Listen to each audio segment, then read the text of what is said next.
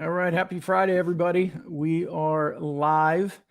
And hey, welcome to the Digital Influence Show. And whether you're on the podcast, you're watching on YouTube, you're watching live on LinkedIn, on Facebook, or wherever the heck all these things go, um, today's going to be fun. Today, I promise high energy.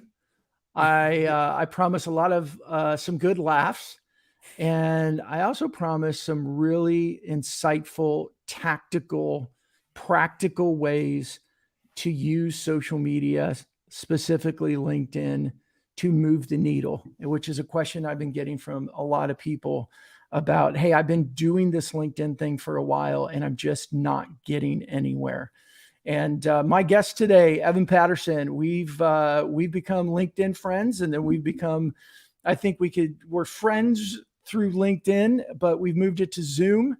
And Evan's got a great social story as well as just a great human and a great personality. So, Evan, welcome to the Digital Influence Show, and then I'll tell everybody a little bit about you. Don't lie to people about calling me a great human. That is a lie. You know what? I think your authenticity and realness makes you a great human. How's that? I don't want to be a human. Humans are Mm. gross. There we I don't go. want, See? don't bring me down to that level. All right, all right, all right. We're gonna move this thing forward. So Evan is he's a head of content and community at Trendar. But before that, he was kind of a schlep in the BDR SDR world that said, I'm not going to do Schlep is cold the right calls. word. Yeah, Yeah. schlep is the right word. I'm not going to do this the way that you all are telling me to do it. And he's going to tell that story as we start. Mike, Nancy, I see your comments on there. Thank you so much for joining us. And just to remind everybody down in that bottom right corner, please, please, please join the conversation, add your comments. If you're listening to the podcast later, it's been edited and published and all that. Go down the show notes. You'll be able to see links to things, links to Evan, links to Trendar, and also some of the key questions that were asked throughout the I should show say as it's well. Trender. Trender. You know what? I knew it was Trender, and I said it the first time, and I went, "Where the hell did that come from?" No, It, people it's a. think I work at Tinder though, which is not true. Oh, that's funny. Well, More people get rid of the second E. you know what I think got me, because it's trender.ai, and I always I'm visual Say. and I see that A, and Yeah. I say trender. Yeah, trender. No, you're not alone. We get Trender without an E, and then Tinder. Those are the three ways that we get. But hey, if you're remembering us, that's all I care about. That's true. That's true. Well, Evan, welcome to Digital Influence Show, and thanks for taking your time to do it. Well, thank you for I having and me. And sharing it. Tom, we will change your opinion by the end of this, I'm sure. I see that Tom's got the smiley emoji. So for those listening, Tom just wrote that I love doing cold calls and cold emails with the big smiley face. I know Tom For well. now. He doesn't love doing them at all. Oh, So okay. yeah, Okay, that's fair. That's fair. yeah. So there we go. Joe, Andre, Mike, Nancy, Tom, thanks so much for joining us. So Evan, without any more fluff in the way, let's talk a little bit about your social media story and your history with it and how you got started. And as I started to say, you're a schlep as an SDR for a while, and you had to figure out how to make it more enjoyable for you. So let's hear your story a bit.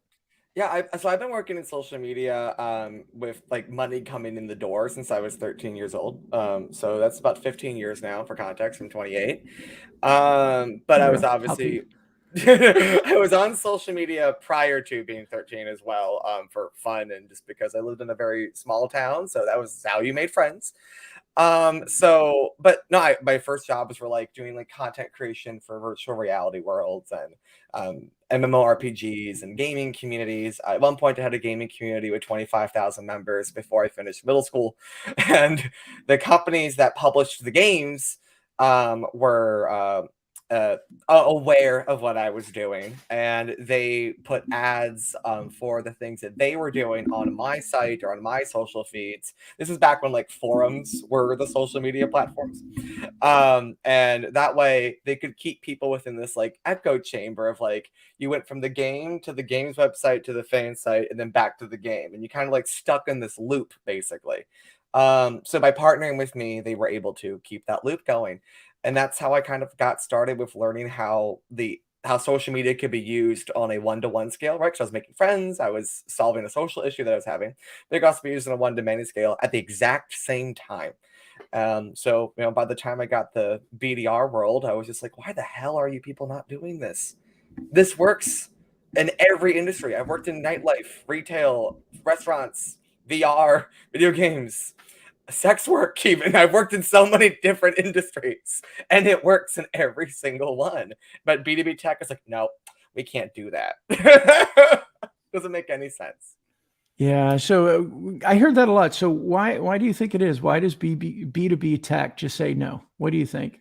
I think a lot of it is it's not trackable in the traditional sense, right? Like marketers, Mm, we speak in the term of like attribution, right? Because it's like we know that when you do X, something else will happen. Can I directly prove with like a direct link and receipts that that is why it happened? No, but no. I do know that when I don't do it, that doesn't happen. So it's therefore logically there's a correlation. Yeah. So and a lot of B2B sales leaders, they hate that. That scares them because they can't justify their expensive, fancy tech stack when they can't track it. And I'm like, well, then you're buying the wrong tools, or you're buying Yeah. them for the wrong reasons. Um, and and to those people, I'm like, well, I just hope you know that I make more money than you. That's all Yeah. it is. Yeah, Well, and I think it comes down to is this sense of control with yeah. the B2B, whether they're a sales leader, a marketing leader, a lead generation leader, whatever you want to call it. And I know Tom, who's on here, and he's written the book, The Revenue Zone. He talks about this in his book. Is we've got this fallacy that we can somehow create a sales journey when we've got buyers over there that give just the big middle finger to our journey and say, I'm going to do whatever it is I want to do. I'm going to buy how I want. I'm going to talk when I want. I'm going to ask questions when I want. I'm going to ignore your calls when I want. Hmm. And so there's no sense of control. So this whole like, where's the data? Where's the data? Where's the data? I just think it's short-sighted. It's old, Yeah. and it's only 10 years old, but it's old as fast as everything's It's never moving. worked in any point in human history. That's never worked ever. Yeah. So why are we trying to make it work? Yeah. Yeah. And this is like, I love that, like, Nicholas, thanks for coming. If you can't directly attribute it, how do we know it's real? And he's got the laughing emojis, right? But Oh, he's being sarcastic for sure. yeah, right. That's the mindset, and it prevents them from doing the right things. And as you said, I think they buy the wrong tech stack. Yeah, yeah, Yeah. yeah. Or they buy it, but for the right tech stack, but they're using it incorrectly, or they buy it for the wrong intentions. And then there's also, I think, a blend of what you were saying is also the issue with one of the copy and paste sales reps. They want to make this machine. And I know people that are so good at sales and a completely different flavor, for lack of a better word, than how I do it. And doesn't make them better or worse. It just means that stop measuring me the same way as you're measuring them. Right. It's not going to work. It's not going to work. Also, I can be completely honest and transparent. The profit margin with me, the ROI on hiring me as a sales rep, you will make more money in 2 years at me, and I have proof, than you will with somebody that doesn't do what I do. But it will take you longer to break even with me. The curve is a slower grow, and then it's a straight up once you get past Mhm. a certain point. Where somebody else, you might get a profit margin faster, but over the course of 2 years, it's still smaller. So Right. therefore, like, more reasons to stop comparing it like apples to apples. It's apples Well, to and hibachi steak. yeah, well, and I would argue too that the delta, the difference between what the profit margin might. Now, first of all, I totally disagree with you on one hand, because a lot of these new sales reps that come in and follow the B2B methodology of my cold calls and cold email cadences, they're not profitable. Oh, correct. Never, Yes, right? correct. For the most But part, but yes. right, Yeah. but where I would argue against you I'm arguing for you, but I'm promoting you more, is your personal brand will go with you anywhere you go. Oh, So yeah, yeah, that's the secret sauce, to be right. honest. So maybe 3 years ago, you may have had like a 6 to 7 month break even point. But I'd argue today that your break even point is a lot smaller than that because you've taken the time to nurture and build your social relationships. That is true. It's also why you're starting to see some sales jobs where the few companies that do get it, the KPIs aren't number of calls and emails and number of meetings booked. It's the number of average new followers per day, the rate that rate grows, the number of posts made, the number of shows you're on, the number of shows you make yourself, the number of conversations you have with your ICP, the number of conversations you have with people who aren't your ICP but know your ICP. And then there's Right. also they have in the job description, the job requirements, a minimum number of followers. I'm seeing that in job postings now. Have you So really? yeah, and I am in total support of that. I am too. I want to know who those companies are because I want to applaud them and go watch them. Like, I mean, and if they're public, I'd invest in them because that is the future. That is now, but we can call it the future. But that's just smart. Yeah. I mean, I think we got to change the entire sales rep job description to what yeah. you were just saying. Yeah, it's more of an evangelist role. Like I'm just making friends at scale and it's very strategic. It's extremely strategic. Right. But I'm also not I was telling somebody earlier today, like I don't make friends for the sake of making friends for business. I'm just like, I'm gonna see if we can become friends while knowing in the back of my mind there's a chance that could turn into a business opportunity. Right. But if we don't get along with or without a business goal in mind, it's not gonna matter to me. So all I do is I just take as many swings as I possibly can, and that's how you make money. Right. So let's, Evan, I love that we started here. We kind of got all excited and we're talking about how awesome this is. And it may or may not be the coffee in a wine glass. There you go. But well, maybe I have wine in my coffee cup. You never know. Maybe I'm lying about what's in my glass. It's always 5 o'clock somewhere, right? Hey, I want to try and make this practical because I said earlier, I've gotten messages from quite a few people lately that said, along the lines of, hey, I've been doing this LinkedIn thing. I've been posting. I'm not getting comments back. I'm not getting traction. I haven't made a penny. What am I doing wrong? Or what do I do differently? Anything along those lines. So can you kind of go back and talk about this? What do we do inside of LinkedIn from the beginning and work our way forward? And I consider you an expert. You've been doing this since before you were 14 years old. And if 14 years old, I didn't even know there were 25,000 people in the world, much less have 25,000 people in a forum. Yeah, I think the first thing is I would ask people like, what are they posting, right? Is it always about their business, always about what they do for a living in terms of like the job at the company? It should be more about your experiences in life, professionally and personally. It should be why should I talk to you and not the other person? You should just be making people want to like you. It's not about building credibility through stats and accolades. It's about building a magnetic personality. My posts are seldomly about me bragging about what I've achieved. My posts are usually me complaining about things or me talking about what I'm passionate about, right? I'm trying to attract people to me the same way one would make friends in a bar or at a party or at a networking event. I'm doing the exact same thing you do at a networking event online. Not pitching. Can you just repeat that one more time? I'm doing the exact same thing I'm doing at a networking event online. That's it. Yeah. Like, I mean, that's kind of a mic drop in my opinion. If people just take this is a little too expensive to drop. So yeah, don't drop that one. The figurative, right? Okay, fair enough. but I always believed, and Evan, tell me if you think I'm wrong. If you just close your eyes and imagine what you do in a networking event, and then you look at your activities inside of LinkedIn and go, oh shit, why are they so different? Right? Because what we tend to do, what we, the collective we, tend to do in LinkedIn is we talk about ourselves, we push our brochures, we go me, and then we wonder why nobody wants to talk to us. Yeah. Well, put yourself in that networking event and do the exact same thing, and you're going to know exactly why nobody wants to talk to you. You're obnoxious.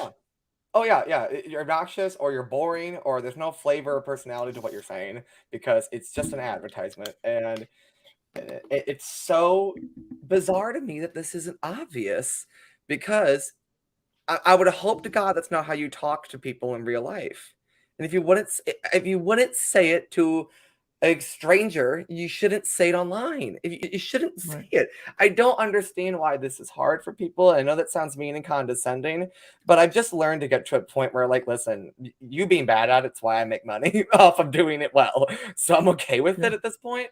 But that's so the thing is, and then there's the other issue. If you're just posting and you're wondering why you're not making dollars off it, that's that's like putting gas in a car and wondering why you're not going from point A to point B. Did you sit in the car? Did you turn the ignition on? Did you Yeah. go? Did you push down the pedal? Like, you didn't do anything else. You just put gas in the tank. That's not Right. enough. You have to do something. And that's the really frustrating part. Like, you're not engaging with other people, probably, as I would ask them. They're not engaging with people consistently. They're putting great posts and that's it. Like, what? Right. Really, dude, engage. And if you can't think of something to say, then they come up with something to say instead of moving on to another post where they actually do have something to say. Right. So they're shoehorning themselves. I could go on for hours about the things that these people are probably not doing that should be obvious. And I'm at a point now where it's like, if it's not obvious, go get a new job, go get a different industry, Yeah. go different profession, because this is the basics. It's like not knowing how to breathe. Yeah. I think that life skill 101, business 101, sales 101, however you want to word it, is now how do you build relationships on LinkedIn, Yeah. online? And if you don't know how to do that, and again, close your eyes, think about the person that goes and door knocks. For me, it was when I first started in sales. It was more of going in, having the courage to open up the door and walk in and talk to a receptionist and try to get to the CEO. Right. And if you went in and you just blew all over yourself, they're like, get out of here. Right. Yeah. Right. That's It creepy. was, it was a conversational skill that you had to develop and learn in order to get beyond it. So, Yeah. Evan, how did you develop? I mean, I know you had an advantage in that you started doing this at an early age, but for the people that are saying, I just don't know how to do this, I heard you say three things tactically, and tell me if I'm wrong, but you said what you post, you got to post consistently and not talk about your business. You need to engage with other people and consistently, and you need to engage more than just, hey, great post. Yeah. Is that a fair summary of what you were saying? Yeah, and also keep in mind too, it doesn't have to be in one place. Like to what Mike said, as much as I understand exactly what you're implying here, when people say, but I disagree, you can't only use LinkedIn, that to me shows you're not paying attention. I know that sounds harsh, but it's true. If you can't understand the implication of it's like you have to do this everywhere, not just on LinkedIn, and how to copy and paste what I'm saying to insert platform here. And platform doesn't mean social media, it could mean in real life. It can Right. mean in events. It could be virtually or in person. Hell, I'm going to a VR event in person, which I know sounds hypocritical. I'm even curious as to why they're doing that too. But if it's about the whole package, right? And some people, I think that's the last component is like this has to become a lifestyle for you. Of Right. you are your brand always in and out of work. Um, I think that's why I also talk a lot about like work-life harmony instead of balance, because sometimes I'm wearing Evan Patterson, the evangelist marketer hat. Other days I'm wearing Evan Patterson, my boyfriend hat, the brother hat. I have a sister, right? This is the human being part. Sometimes wearing both. Um, Right. and and if you can't learn how to do that in multiple capacities, that's a problem. Obviously, the old age phrase of "do it where your prospects are" always reigns true. I'm not gonna do this on a platform like Truth. I'm not going to go do this on a platform where it's conspiracy theories galore. My prospects aren't there, and if they are, I don't want to work for people that sell to those people.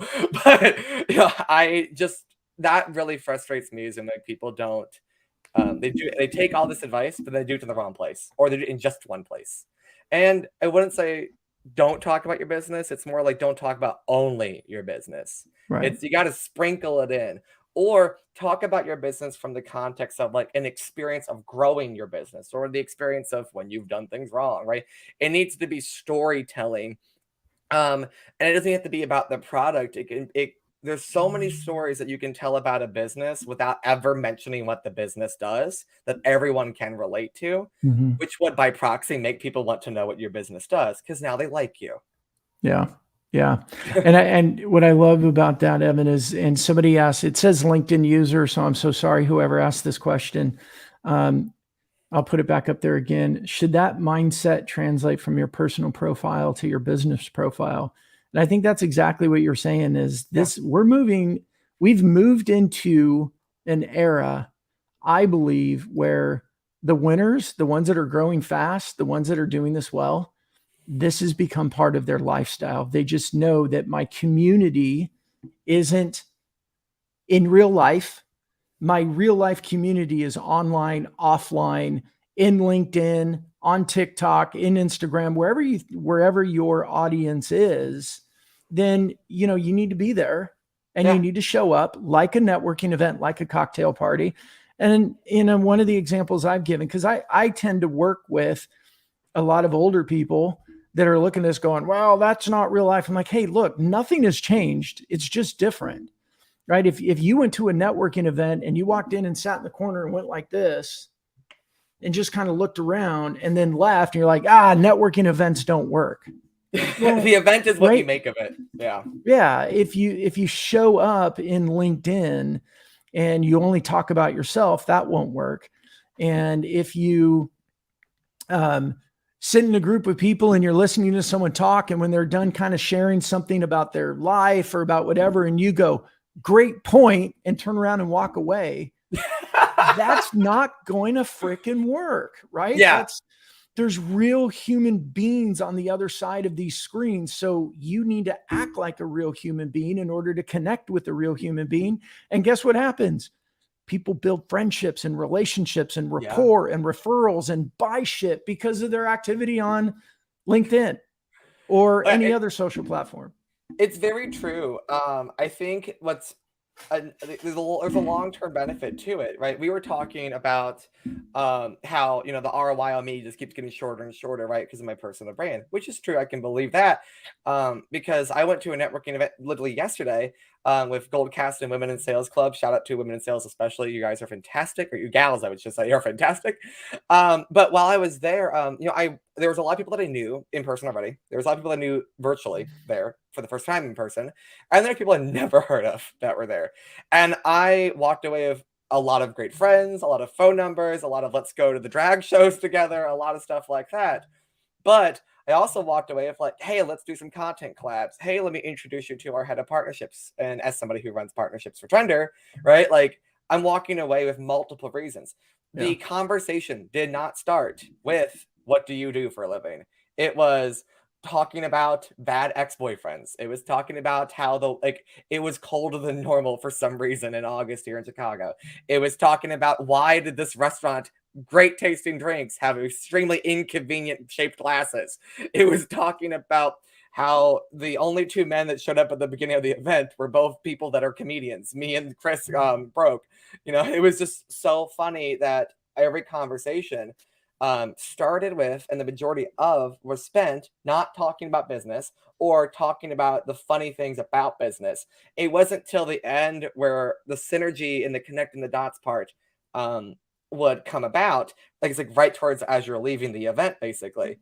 And I can see why a lot of these events are becoming invite only because of all the people that stay in the corner and just do this, or when they do talk, they're only pitching.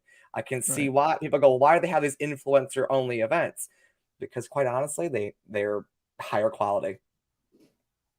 It's that simple. Not higher quality people, higher quality conversations. Maybe both. Maybe not always. Yeah. But yeah, by default, yes, higher quality conversations. Right. There's a reason why we have this many followers. Most of us, I can name a few that bought their followers, but the reason is mostly because we're just good at talking to people and making friends at scale. And I don't care if you can't make me money. You probably know somebody who can make me money. That's the other thing I always keep in mind too. So you're doing yourself a disservice when you're not going around and making as many friends as possible. I probably annoy everyone wherever I go. I talk to the Lyft driver, I talk to the bus driver, I talk to the girl that bags my groceries. I make friends of I know everyone in my building. If that's not natural for you, this is gonna be a tough gig. Yeah. Somebody said earlier, and I can't remember where it is amongst all the comments, but they talked about the mindset of this. Can you speak a little bit more to that? Because this is really a mindset game. Yeah, I compare it to, and I've used this on many shows before. I compare it to Andre. I would say no, by the way. I can name some examples, but no. I think I compare it a lot to like movie stars and musicians, right? Like they do things that are on brand for them, right? Like if you look at a movie star's IMDb page, right, they're going to be like, oh, they're in a lot of comedies and action films, right? So they did a horror film, like what the hell? Unless it was ironically in a horror film, they're not going to switch them to horror. It's not on brand for them, even if they would be good at it, right? Same thing with musicians, right? It's jarring when a musician like Taylor Swift, for example, regardless of your thoughts on who she is as a person, she used to be a country singer. Now she does nothing but dancey pop music, which is a completely different genre. So, and that took a lot of work and a large team to make that successful and happen behind her because it's hard. So every single job I take is on brand for me. Every single logo I work for is on brand for me. It's not enough to offer me a good job with a good boss, with a good product, with good pay. I'm looking for that next level of, is this on brand for me? I'm looking at Mhm. myself like a business. I wouldn't partner with you if you, I use QuickBooks. I love QuickBooks. You're never going to see me work at QuickBooks, no matter how much money they offer me. It does not make sense. It wouldn't. So Yeah. so that's the part of the mindset is like every single thing I do, the way I dress is intentional. I purposely dress in that weird middle of the road between like tech boy and I clearly was a pop punk emo scene kid in high school, and it shows, right? Like I dress in that weird middle of the road because it's casual, yet it's also not cliche copy and paste Silicon Valley tech bro either. There's a reason for every single thing I do, and that's because I've been recognized in bars and restaurants for my LinkedIn content by complete strangers. Mhm. There's a reason.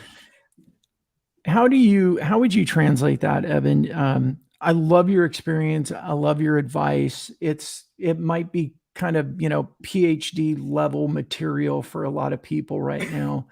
Um, bring us back down to what are the first few steps that somebody should be taking? They're looking at this, they're like, Evan, you've inspired me. I want to do this better. I want Yeah. to build relationships online. I want to be, I want to move in this direction. How do they get started?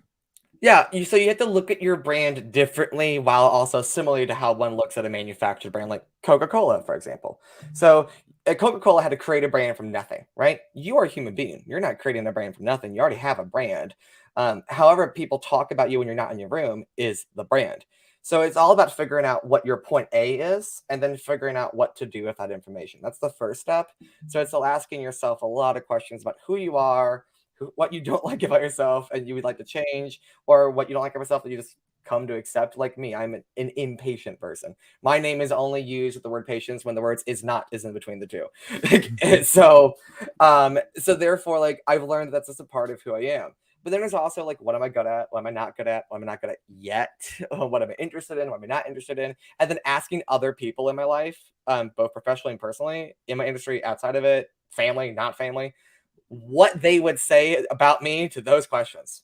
And honestly, and I even leave the room, let them write down the answer. That's what I did as before I moved on to LinkedIn, because I knew that I was entering a sphere where the average follower was worth more to me than the average follower back when I was a teenager because of the nature of the business that I was in. So once I knew what point A was, I could start to curate it to point B, which is what I wanted to present. So obviously, I'm not going to show every aspect of my life. I need to have a private life, but I need to know what parts of my life are going to have an ROI for me to put out there without lying about them, of course, too. And that Mhm. was the first step for me. And it's not a one day thing. This is a self awareness, go to therapy, not kidding. It seriously helped me so much when it comes to this. Get a life coach, not synonymous with therapist, not a replacement. You need both. All those things helped me figure out what I need to do with my personal brand, and which is content creation, which is networking, the way I talk, the way I dress, the way I walk, where I choose to live is a part of my personal branding strategy. What restaurants I go to is part of my personal branding strategy. Every move I make is a part of my personal branding strategy. And I learned all that by doing that first step. Yeah, I think that's great. And I think for a lot of people listening, you may not have to take it as far as Evan has, and that's I'm okay. doing it full time. Let's make that Yeah. very clear. This is my Yeah. full-time gig. But all of those are things that any of us should consider. And like for me, just sharing with everybody, I love dad jokes and I use them as part of my family culture. But I also have 5 kids, and my family is so important to me, and I intentionally use dad jokes as part of my spiel, my personal brand. And I had somebody ask me one time, they said, "Hey, aren't you going to like isolate some of the 20 somethings who may not, may think of you as just being old?" And I said, "Yeah, but that's okay, because my brand is really for, like, look, I've got gray in my beard. I do I'm too. I not, just diet. yeah, well, my wife won't let me diet, or else I probably would. But I know who my audience is too. Like, I help a little bit on the older generation figure out what the hell this social media thing is. And that's my audience, because I would never be able to teach anything to Evan, who's been on social media since, he was 12 years old. Yeah, my first social media, I guess define social media, but like I got a Facebook account when I was 13. Yeah. Right. Yeah. I had MySpace at 11. So my what I take from what you're saying, and please correct me if I'm putting words in your mouth here, is everyone's got to start with, how do I present myself into this industry? Yeah. Just like you thought about when you were, packing your bags to go to a conference. What do I want to dress? What events are we going to go to? You think about, what am I going to talk about in order to break the ice with somebody? Like, we strategically think about those, but for some reason, a lot of people don't apply that to LinkedIn. Or when I say LinkedIn, by the way, everybody, it could be LinkedIn, Twitter, Instagram, TikTok. I don't really hate care. that we have to say that, by the way. That should be so obvious. Yeah. So is that a fair way of kind of summarizing that? Yeah, it's at a simplistic summarization, yes. Yeah, I think that's very true. And to your point too, like you're not trying to go after everybody, and nobody should ever try to go after everybody. If you're trying to be friends with everyone, you're doing it wrong. While I'm not, part of my brand is actually trying to piss some people off, actually, because I know that for every person that doesn't like me, 10 more people will, because they'll agree with my reason for that person not liking me. And that's because a lot of my content's DEI focused. So I have a more of a controversial basis for my brand. And so there's 1,000 different ways you could do this. There's so many different ways. And you could take it from the DEI angle that I'm taking it at, where it's just like, listen, you're either going to not like me in the first 60 seconds, or I'm going to find out you don't like me 6 months from now. Either way, you're not going to like me. So let's save it's both the time and hate each other today. Right? Like, let's hurl some insults the next 5 minutes instead of having insults 5 years later. So therefore, I just kind of like lay all my cards on the table. And I do that as a way to lead by example, so other people can go, oh, wow, he's saying all these things that we got taught not to say, and it's benefiting him. Right. Mm-hmm. So therefore it seems less scary. That's my brand in a nutshell. Right. Yeah. It's that simple. Yeah. So it's all about finding that one thing that is why people like you. Like if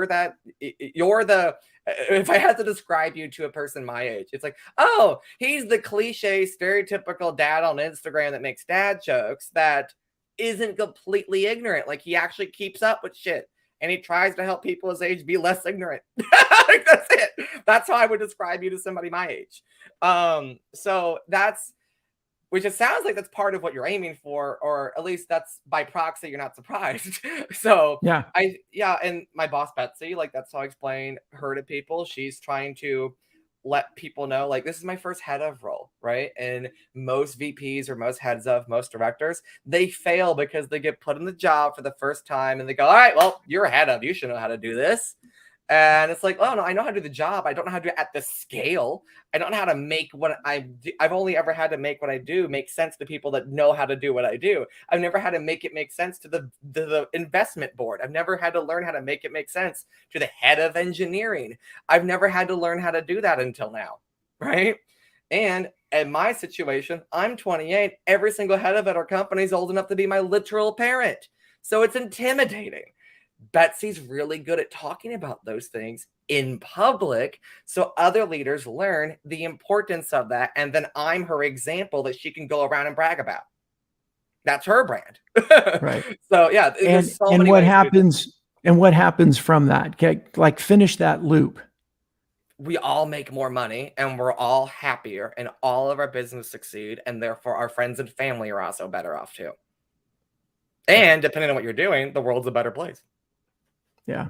And I would say for everybody, I mean, here's what I love about my conversations with Evan. Evan and I are totally different human beings, but we kind of speak to the same thing, which is know who you are. I mean, we even talk offline. We talk like, hey, I had to go through therapy to figure out who the hell I was. And I think that was one of the best things I did for my social media work, for just my business work, for showing up in the world as a happier, joyful person. Right. But we come at it from the same way, which is know yourself in order to lead yourself and then put systems in place to help you be consistent. Yeah. It's that simple. It's really that simple. So Evan, I'm going to, we're running out of time. I think we ran out of time, but I'm going to ask you a question that I get asked a lot. Sure. And it's a very simple question. What should I post? What's your most concise, direct, tactical question about what should I post? Before I answer that question, Andre, not true. There's a lot of people that do deserve disrespect. What should you post? And there's another place that I disagree with you, but that's okay. Yeah, no, there's some people that just gross creatures. But no, God, because I'm trying to find a concise way to say it. I think it's just, if it makes you feel good, it probably makes somebody else feel good too. Right. So the whole birds of feather flock together mentality has never died.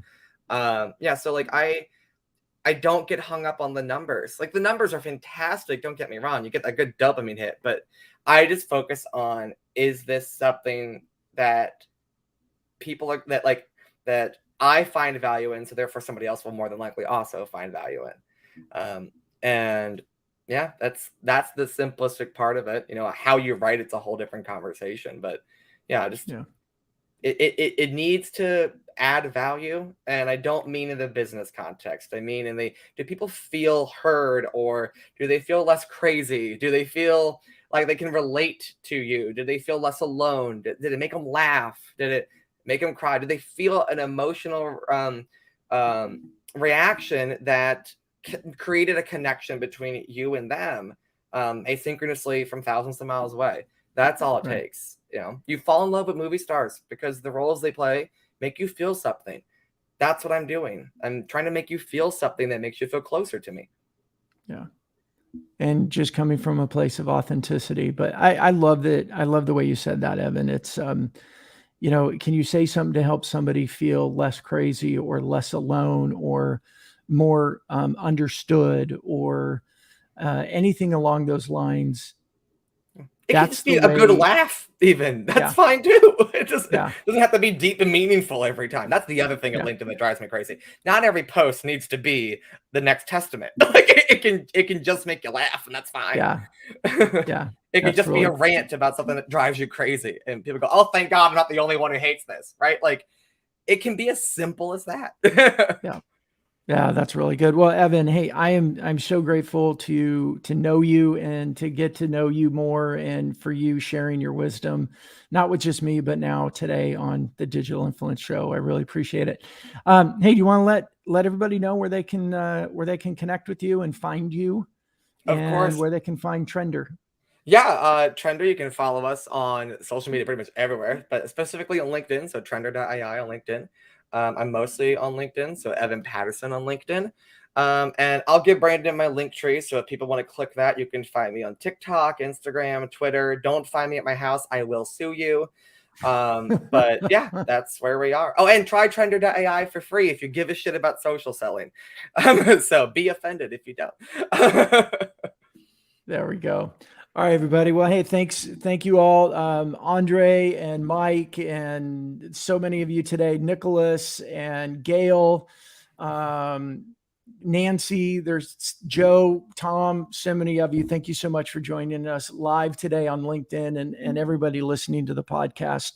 Thank you so much. And by the way, hey, if you like this, you think it's valuable, please, screen capture it, share it with somebody. We talk about how do we grow our influence? How do we use social media in order to book more meetings with our ideal customers? So there you have it. Thank you, everybody. Have a great rest of your day, and we'll see you next time on the Digital Influence Show.